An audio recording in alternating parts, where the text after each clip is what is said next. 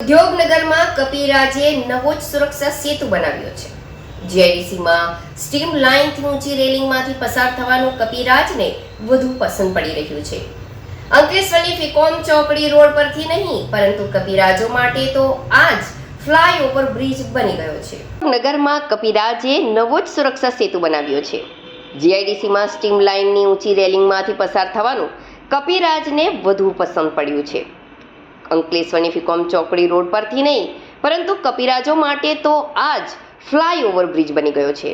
કપિરાજના વિશાળ ટોળા દ્વારા 30 થી 40 મીટર ઊંચાઈએ આવેલો સ્ટીમ લાઇન રેલિંગ આશ્રય સાથે રસ્તો ક્રોસ કરવાનો સેતુ બન્યો છે।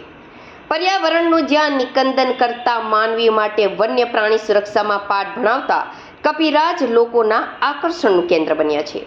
એક તરફ અંકલેશ્વર ઔદ્યોગિક વસાહતમાં જ્યાં જળ પ્રદૂષણ અને હવા પ્રદૂષણે મજા મૂકી છે, જ્યાં ઔદ્યોગિક કેમિકલ રંગે વિવિધ પ્રાણીઓ પર રંગાતા બાકાત રહ્યું નથી, આ વચ્ચે છેલ્લા ઘણા સમયથી અંકલેશ્વર ઔદ્યોગિક વસાહતમાં જીવ સુરક્ષા સાથે પર્યાવરણ મહત્વપૂર્ણ વન્ય પ્રાણી સુરક્ષાના પાઠ શીખવી રહ્યા હોય તેવા દ્રશ્યો જોવા મળી રહ્યા છે। એક રીતે આપણે માર્ગ આડેધર ઓળંગીને જીવ જોખમમાં મૂકી દઈએ છીએ તો માર્ગ પસાર થતી વેળા ક્યારેક અકસ્માતનો પણ ભોગ પ્રાણીઓ બનતા હોય છે।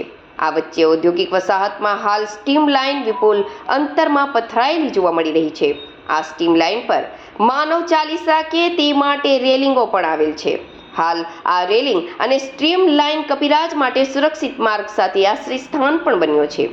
રોજબરોજ અસંખ્ય કપિરાજો આ સ્ટ્રીમ લાઇન પરથી પસાર થઈ રહ્યા છે અને પોતાના માટે જાણે આ જ સુરક્ષા સેતુ હોય તેમજ માર્ગ ઓળંગવાનો સુરક્ષિત ઓવરબ્રિજ હોય તેમ તેના પરથી પસાર થઈ રહ્યા છે।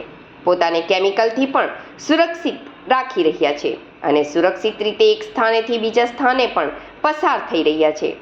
ત્યારે કપિરાજના દ્રશ્ય માનવીને માર્ગ સુરક્ષા સાથે વન્યજીવ સુરક્ષાના પણ પાઠ શીખવી રહ્યા હોવાના દ્રશ્યોએ આકર્ષણ જમાવ્યું છે।